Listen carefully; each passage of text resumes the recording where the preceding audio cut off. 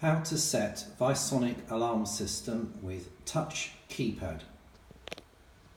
Touch the keypad. Keypad comes alive. Press the button for full set. Present your tag. Alarm system will start to set.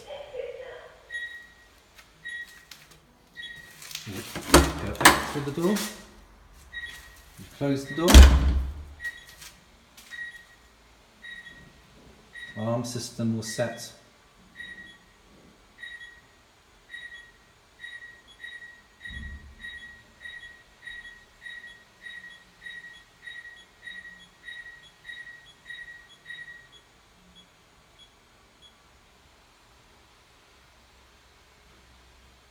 Alarm system is now set.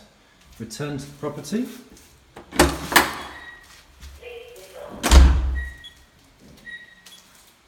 Alarm keypad will prompt you to disarm the system. Observe the flashing key symbol. Present the tag.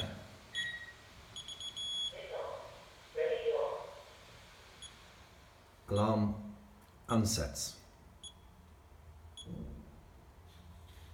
Complete.